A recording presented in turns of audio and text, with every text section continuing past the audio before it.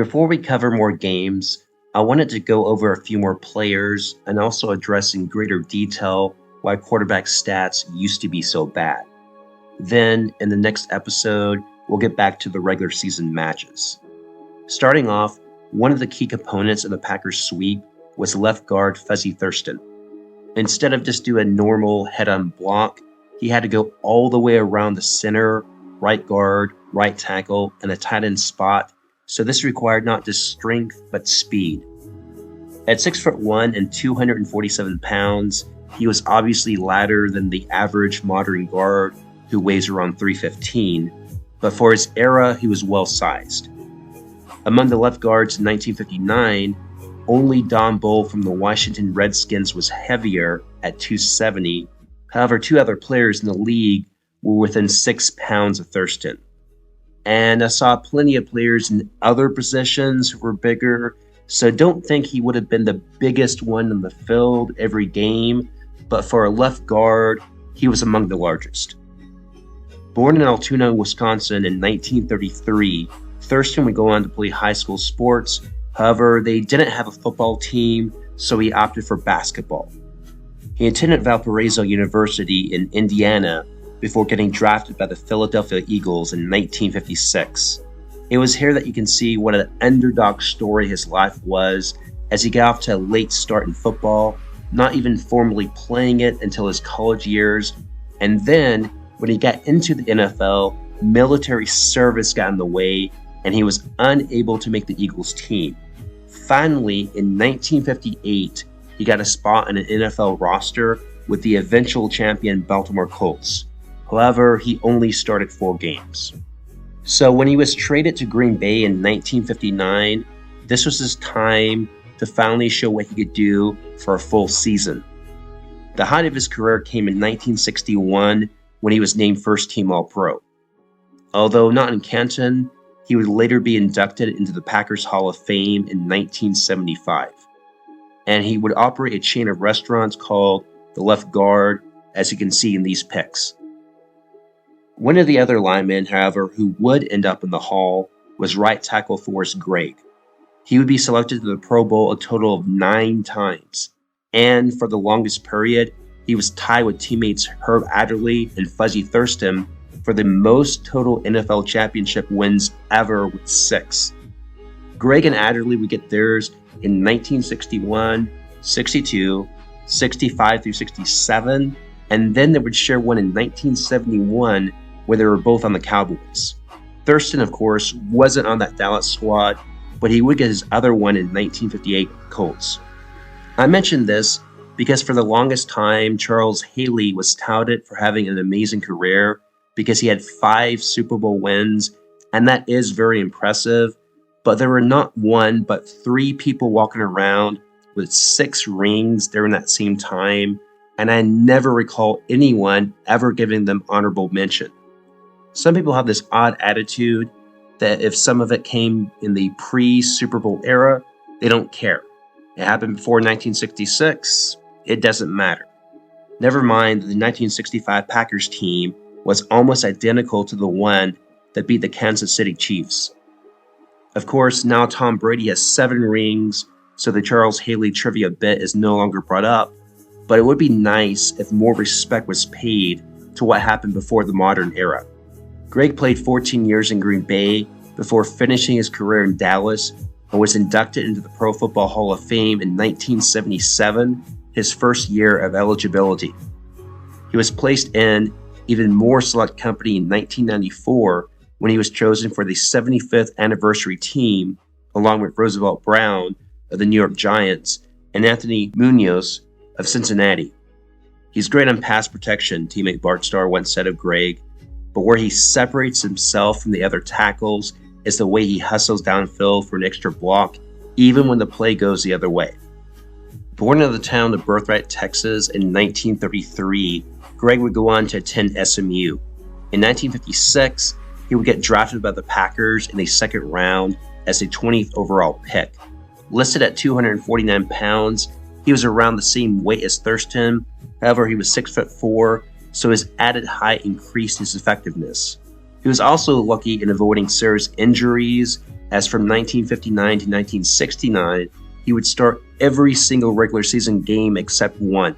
He would later go on to become a coach, taking the 1981 Cincinnati Bengals to Super Bowl 16, although they would lose to the 49ers. He would then later coach the Packers from 1984 to 1987. Moving on, Boyd Dowler was born in Rock Springs, Wyoming in 1937. After high school, he would move on to college, where he played a combination of receiver and quarterback at Colorado. However, he didn't actually pass that much, as the 3 years worth of stats at the school read more like the stat line for one season rather than a full college career. In that time, he completed a total of 63 out of 150 passes for 727 yards, 6 touchdowns, and 8 interceptions. Cliff Kirschall says, legendary NFL quarterback Sammy Baugh spent 5 days working with Dowler in spring practice before his senior season and wrote a scouting report on him for the Packers dated November 18, 1958, where he said, "This boy has all the tools to be a pro quarterback." While Lombardi invited Dowler to his first quarterback camp in late June 1959, he told him he was going to be a receiver. In fact, once in the NFL, he would go on to throw 0 passes for the entirety of his 162-game career. And getting back to the issue of durability, just like Forrest Gregg, Dowler could be viewed as a type of Iron Man, as from 1960 to 1969, he would start every single game save for one. He would hang it up after 69 before coming out of retirement for one final stint with the Washington Redskins in 1971. Over his career, he compiled 474 catches for 7,270 yards and 40 touchdowns. Defensive tackle Henry Jordan was born in Emporia, Virginia in 1935. After graduating high school, he attended the University of Virginia, where he was named team captain. In 1957, he was drafted by the Cleveland Browns in the 5th round as the 52nd overall pick, where he started a grand total of 0 games in 2 years. He would then get traded to Green Bay in 1959, and it was here where he could finally show what he could do. Cliff Kirschall says, the Packers defense under Bingston was designed for one of the defensive tackles to explode off the ball and penetrate, and Jordan was a perfect fit for that role. He had the capacity to run around the block, which is a no-no, said Bart Starr, Jordan's former roommate. Yet he was so quick he could run around the blocker and still make the tackle. In turn, Jordan's sidekick in the line was commonly referred to as the stay-at-home tackle, the one who played a more conservative read-and-react game. Jordan would retire with 59.5 unofficial sacks, and he would later be inducted into the Pro Football Hall of Fame as a tribute to his role in the Packers' success of the 60s. Now that those items are out of the way, I'm going to be covering the evolution of the passing game in a little more detail and answer the question as to why Bart Starr's and Lamar McCann's stats in 1959 were so bad compared to modern times. So let's dive in. There are a number of reasons behind this, and I'll break it down here. First off, let's start with blocking rules. Things have gotten a lot easier on the offensive linemen trying to provide protection. In 1974, offensive holding was reduced from a 15-yard penalty to just a 10-yard one, and 1977 brought along the prohibition against head slapping, where players like Deacon Jones were no longer allowed to hit blockers in the helmet in an effort to stun them. Now, I wasn't able to find information on how common this move was back in 1959. It may have been a case of it sometimes happening, but in the 1970s, players like Jones were doing it on a regular basis, and the NFL put a stop to this in the name of player safety, which in turn helped the passing game. And a 1978 rule change allowed what many people considered to be legalized holding. NFL.com says, and it loosened the interpretations of holding by offensive linemen by giving them permission to extend their arms and open their hands in pass plays. This had the desired effect of opening up the passing game and reducing conservative play calling. Go back and reread that paragraph. Before 1978, offensive linemen were not allowed to extend their arms or open their hands. Try stopping someone from getting past you without doing at least one of those two things. It's really a miracle and credit to linemen before this time period that they were able to stop anyone on a regular basis at all. It was perhaps because of this new rule that John Madden, commentator and former Oakland Raiders coach, famously said that holding could technically be called in every play. It's something that's really up to the discretion of the officials. And in 1998, defensive players could no longer make sudden movements before the snap to try to get a penalty called on offense. The second factor is contact with quarterbacks. Another point brought up is how often quarterbacks in the 1950s were sacked. This is a problematic thing to analyze for two reasons. One, sacks were not officially counted until 1982. However, we do have a pretty good idea of how often it happened by the time 1959 rolled around due to detailed newspaper accounts. However, even if we had a figure we knew was 100% correct, which we don't, only looking at the sacks doesn't tell the whole story. If a quarterback manages to avoid a sack by throwing the ball away at the last second, from an injury perspective, that doesn't matter if he still gets hit, and we have no idea how many quarterbacks in 1959 were brought down to the ground after throwing a pass. And constantly getting hit, or at least getting hit more often than now, is going to affect your performance and consequently your numbers. Now, according to NFL.com, roughing the passer did exist by 1940, but how often was it actually called? I haven't seen any data on this, unfortunately, and detailed information on penalties from Pro Football Reference only goes back to 1994. However, when it comes to what type of contact you can make in a quarterback, there are some clear advantages that didn't exist in the late 50s. As an example, in 1985, the slide rule was put into play that gave a running quarterback the option of doing a type of baseball slide to automatically kill the play without the QB being hit. In 1995, you can no longer put your full body weight into a hit on a quarterback right as or right after he threw the ball. Instead, you need to try to put your weight to the side of the passer's body, which you must attempt to do while going at full speed.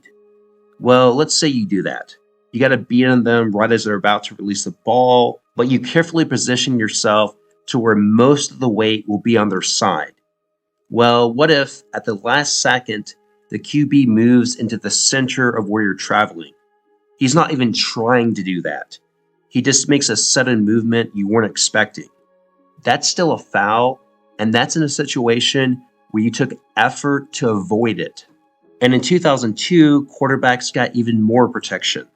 Prior to this year, if the passer threw an interception or a fumble was recovered, then it could be open season against them, as you could feel free to slam into the QB as your team was running back the turnover. Adding to this was the Carson Palmer rule, first brought into the league in 2006, that stated a defender could not hit them below the knees unless they were blocked into them. After Tom Brady's 2008 injury, the NFL expanded this to prevent players who were already on the ground from lunging into the passer too. According to the 2023 NFL rulebook, the only option the defender would have at that point would be to use their arms to drag them down or try to elevate themselves a little so they could get in a hit higher than the knees. Grabbing their legs can bring a quarterback down too, of course, but it's less effective, and trying to get up takes time, but which they can then quickly get off a pass. Oh, and if you initially hit a quarterback above the knees, but the momentum then carries your body below that area, then the NFL rules say that's still a foul. The next one is changes to high schools and colleges.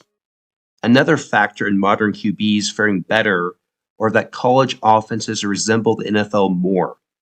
In the 1950s and 60s, it took some time for many schools to catch up on their passing game. If you want to get better at throwing the ball, you have to actually throw the ball. This lack of practice, combined with the fact that the NFL defenses are fast and have better tacklers, put rookie QBs in a terrible position. There's a reason why it used to be normal for a franchise quarterback to stay mostly on the bench for a year or two before becoming a starter. For example, Don Meredith of the Dallas Cowboys was chosen specifically for the purpose of being a long term franchise quarterback, and yet Tom Landry chose not to play him that much for the first 2 seasons. And Joe Montana of the San Francisco 49ers also had to wait until his third year before starting a full season. To use an analogy, imagine in college you drove your car through residential neighborhoods, never going over 30 miles per hour, and now in the NFL, you had to drive on the freeway in rush hour traffic for the first time in your life. Of course, the difference between the league and the university level depended on what school you went to, as different programs would pass more and have different offensive schemes. So some would bear more similarities than others, but generally speaking, this was a factor that really hurt the first few starting years of NFL quarterbacks.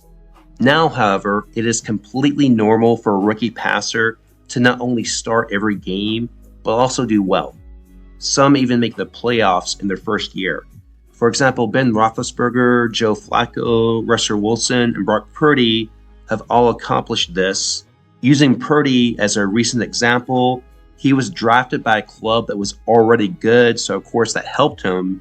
But in college, he was aided by a program that, in his senior year, had him pass 407 times. In contrast, Don Meredith, in his last college year, only had 181 throws. Now, he played 3 fewer games than Purdy, but if you average out the stats, you get this. There's more to it than that, but the more you do something, the better you're going to get. And when it came to the passing game in college, teams in the 1950s were pumping the brakes. The next section concerns throwing it away. Now, if a quarterback has no one open, one option is to roll out of the pocket and then throw the ball away past the line of scrimmage. It doesn't matter if no receiver is there, you just need to be outside the pocket and throw it past the line of scrimmage. However, this was a luxury not afforded to passers before 1993. If no one was open, then you had to either run, take a sack, and live to fight another down, or throw the ball, but only to an area where a receiver was. A receiver, as I mentioned, who wasn't open. Yes, throwing the ball away was still an option. However, the chances of it being picked off were increased because it had to be near a receiver in every circumstance. Next, we have more options at the line of scrimmage. Right after the ball is snapped, modern passers have more people downfield, increasing their chances of finding someone who will pick up at least a few yards, even if they're tackled immediately after the catch. As part of my research, I wanted more information, so I pulled up a document from the 1966 Green Bay Packers that showcases their terminology and many other passing routes. Now, the caveat is that this is 7 years after 1959, so the passing game presumably would have opened up even more for the Packers, but this, at the end of the day, is still a Lombardi offense, and unless I'm able to find a Packers playbook that's older, I have to make do with what's available, as actual gameplay footage is limited, and there are very few moments in those old NFL film videos where you see the whole field in order to accurately record what everyone was doing. So while this is not completely accurate as to what would have been going on early in Bart Starr's career, there is still value in it, in that it represents an older style of offense in an era where most of the advantages passers have now still hadn't been put in place. There were 28 plays where the passing routes were fully diagrammed, and of these, there were exactly 0 that had at least 4 passing options lining up at the line of scrimmage. Now, you had plenty of plays where a running back was a 4th option to throw to, but they never lined up at the line of scrimmage. They would always be in the backfield, and many of these routes would be shorter ones. However, there were a few where a running back would take a deep route downfield. However, that takes longer to develop versus having a passing option where they would already be at the line of scrimmage or near it when the ball is snapped. Contrast this to modern times where the formation's often more spread out. Receivers can go over the middle without getting clocked, and the fourth passing option doesn't have to waste time running out of the backfield. Statistically speaking, you're going to complete more passes under those conditions, and you're also probably going to pick up more yards. The next one relates to this, as there are now shorter routes. Look at those passing routes one more time. Look how far the receivers go downfield. In most circumstances, only the passes to the running backs are short. This one is a little more vague because there are no lines in the diagram showing specifically how many yards a player is supposed to run downfield before making a turn. You can find some mid-range passes that look as though they could be caught before you picked up 10 yards, but for the high percentage short-range passes, I estimate that only 4 of them would qualify as having at least one receiver only going around 5 yards downfield before catching the ball. Also, the standards for passing have improved dramatically. Under head coach Bill Walsh, who was operating the West Coast offense in the 1980s, it was not enough to make the correct read and hit a receiver for a first down. Walsh wanted the QB to throw the ball at a very specific location relative to the receiver's body so they could catch the ball in stride without having to slow down any. This approach naturally led to more yards after the catch. The next one is more open middle. Another factor that increased modern completion percentages is now it's easier to throw a short pass over the middle. Kevin Clark from TheRinger.com brought up that these passes in the middle of linebacker territory were especially difficult compared to modern times. The writer George Plimpton wrote in 1966 that legendary receiver Raymond Berry spoke across in the middle of the field in the same way one might speak of a serious automobile accident. That did not change for decades afterward. I asked Atlanta Falcons coach Dan Quinn when that finally started to shift, and he said it was about a decade ago, as athletes got faster and defenses had to remove the bulky linebackers who could hit the crap out of players but couldn't stick with a slot receiver in space. This combined with rule tweaks preventing hits on defenseless receivers, particularly changes in 2008 and 2011, and helped create an era of over-the-middle football. The so-called helmet rule of 2018, which prevents players from lowering their helmet to initiate contact, has only helped to amplify the passing boom. Getting back to the earlier document, let's see how often the Packers in the mid-60s were sending people over the middle in this no man's land. You can see from this video, while the tight end or running back may from time to time run routes in this area, the wide receivers themselves are staying away. You won't find many Wes Welker style routes in this type of offense. And speaking of the middle, 1974 was a notable year as a goalpost was moved to the back of the end zone. Previously, if a quarterback near the goal line wanted to throw a pass over the middle, while he could still do this, the goalpost obstruction made it more difficult and thus encouraged only passing routes toward the outside. From 1974 onward, however, red zone passing would be completely unhindered. The next concerns contact with receivers. Another reason often cited is the Mel Blount rule. Enacted in 1978, this prohibited defensive players from making contact with receivers past 5 yards from the line of scrimmage. This in turn would lead to players having an easier time getting open, thus improving the passing game. However, this narrative provides a misleading picture if you're viewing it from the perspective of 1959. NFL.com states, defenders ran with receivers without contact until the 1960s when they began using the bump and run technique to move receivers off their routes. That technique took advantage of an anomaly in the offensive and defensive pass interference rules. A non-blocking receiver couldn't initiate contact with the defender from the time the ball was snapped, but the defender could initiate contact any time before the pass was thrown. And if you go by the TalkOfFame2.com website, Willie Brown of the American Football League was the originator of this strategy. Now, that doesn't necessarily mean that's actually as cut and dry as this. There may have been other corners in the 1950s and early 1960s that were aggressive, but apparently it wasn't to the degree that it would become. Also, it's important to note that interference did exist in 1959. In fact, in the games I've covered so far, multiple matches had flags thrown for this. However, there's a difference between obstructing a receiver right as the ball is arriving and repeatedly hitting and bumping into them as you run.